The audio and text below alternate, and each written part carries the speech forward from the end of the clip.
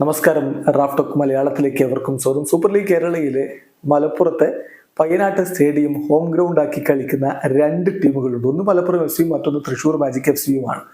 അവർ തമ്മിലുള്ള പോരാട്ടമാണ് ഇന്ന് പയ്യനാട്ട് സ്റ്റേഡിയത്തിൽ നമ്മൾ കണ്ടത്. നല്ല ആരാധകർ കളി കാണാൻ വേണ്ടി എത്തിയിട്ടുണ്ടായിരുന്നു. പക്ഷേ ആരാധകരുടെ മനം കുളിർപ്പിക്കും വണ്ണം ഗോളുകളൊന്നും പിറന്നില്ല. ഗോൾ രഹിതമായിട്ട് മത്സരം അവസാനിച്ചിരിക്കുകയാണ്.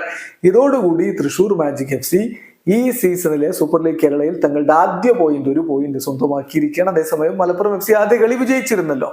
കൊച്ചിയിൽ പോയിട്ട് അവർ വിജയിച്ചിരുന്നു. പക്ഷെ രണ്ടാമത്തെ കളി അവർ തോറ്റിരുന്നു. ഇപ്പോൾ മൂന്നാമത്തെ കളിയിൽ വീണ്ടും ഒരു പോയിന്റ്, അങ്ങനെ 4 പോയിന്റിലേക്ക് മലപ്പുറം എഫ് സി എത്തി നിൽക്കുകയാണ്. അലമാലകൾ പോലെ ആക്രമണങ്ങൾ കണ്ട മത്സരമാണ്. അവസാനത്തിലൊക്കെ നിരന്തരം മലപ്പുറം എഫ് സിയുടെ ആക്രമണം, അതിന്റെ ഭാഗമായിട്ട് നിരന്തരം കോർണറുകൾ, ഫ്രീ കിക്കൊക്കെ ലഭിച്ചെങ്കിലും അവർക്ക് പന്ത് വലയിലേക്ക് എത്തിക്കാൻ കഴിഞ്ഞില്ല. 8 ഷോട്ടുകളാണ് അവർ ഉതിർത്തത്. അതിൽ 1 മാത്രമേ ഓൺ ടാർഗറ്റ് ആയുള്ളൂ എന്നുള്ളതാണ് അവരെ പിന്നോട്ട് വലിച്ചത്. മറുഭാഗത്ത് തൃശ്ശൂർ മാജിക് എഫ് സിയും 8 തവണ ഗോൾ വലയം ലക്ഷ്യം വെച്ച് ഷോട്ട് ഉതിർക്കാൻ ശ്രമിച്ചിരുന്നു. 6 തവണ ഓൺ ടാർഗറ്റിലേക്ക് പോവുകയും ചെയ്തു. അവർക്കും പന്ത് വലയിലേക്ക് എത്തിക്കാൻ പറ്റിയിട്ടില്ല. ഇന്നത്തെ മത്സരത്തില് മലപ്പുറം എഫ് സിയെ കളിക്കളത്തിലേക്ക് വിടുമ്പോൾ ഗോൾ കീപ്പർ സ്ഥാനത്ത് ടെൻസിൻ, അതുപോലെ മുന്നേറ്റ നിരയിൽ ബുജൈർ എന്നിവരെ ആദ്യ ലെവലിൽ കൊണ്ടുവന്നുകൊണ്ടാണ് John Gregory Malappuram F C കളിക്കളത്തിലേക്ക് വിടുന്നത്. സ്പാനിഷ് താരം പെഡ്രോക്കൊപ്പം ഫസലുർ റഹ്മാൻ മുന്നേറ്റങ്ങൾ നയിക്കാനുണ്ടായിരുന്നു. ബ്രസീലിയൻ താരങ്ങളായ ലൂക്കാസും മെയിൽസണും തൃശ്ശൂർ മാജിക് എഫ് സിയുടെ പ്രതിരോധം കാക്കാനുണ്ടായിരുന്നു എന്നുള്ളതും ശ്രദ്ധേയമാണ്. എന്തായാലും മത്സരം പുരോഗമിക്കവേ 10ാമത്തെ മിനിറ്റിൽ തന്നെ ബുജൈർ ഒരു ഷോട്ട് ഉതിർത്തെങ്കിലും പന്ത് വലയിലേക്ക് കടന്നില്ല.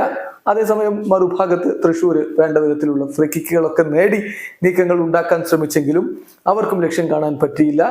സി കെ വിനീതിന് 35ാം മിനിറ്റിൽ ഒരു അവസരം ലഭിച്ചിരുന്നു. എന്നാൽ ഗോളി മാത്രം മുന്നിൽ നിൽക്കുന്ന ഘട്ടത്തിൽ അദ്ദേഹത്തിന് ആ ഒരു പന്തിലേക്ക് ഓടിയെത്താൻ കൃത്യമായിട്ട് കഴിയാതെ പോയി.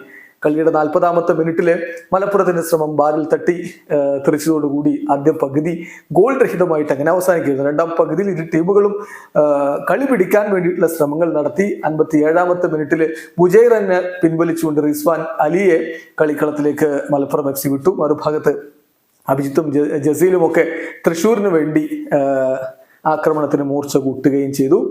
എന്നാൽ 70ാമത്തെ മിനിറ്റില് തൃശ്ശൂരിന്റെ ഒരു ശ്രമം അത് ബാറിൽ തട്ടി മടങ്ങുന്ന ഒരു കാഴ്ചയാണ് കണ്ടത്. ഇരുഭാഗത്തേക്കും നീക്കങ്ങൾ ഉണ്ടായിക്കൊണ്ടിരുന്നു. മലപ്പുറം പിന്നീട് സാഞ്ചസിനെ കളിക്കളത്തിലേക്ക് കൊണ്ടുവന്നു. ആക്രമണങ്ങൾക്ക് മൂർച്ച കൂട്ടാൻ വേണ്ടി ശ്രമിച്ചു. അവസാന നിമിഷങ്ങളിൽ അവർ തുടരെ കോർണറുകളൊക്കെ ഉണ്ടാക്കി ആക്രമണങ്ങൾ ശ്രമിച്ചു. പക്ഷേ അൺഫോർച്ചുനേറ്റ്ലി പന്ത് വലയിലേക്ക് എത്തിക്കാൻ ഇരു ടീമുകൾക്കും കഴിയാതെ വന്നതോടുകൂടി ഗോൾ രഹിതമായിട്ട് മത്സരം അവസാനിച്ചു. വീഡിയോ അവസാനിക്കുന്നു. ഫുട്ബോൾ ലോകത്തെ കൂടുതൽ വിശേഷങ്ങളുമായി റാഫ് ടോക്സ് എത്താം.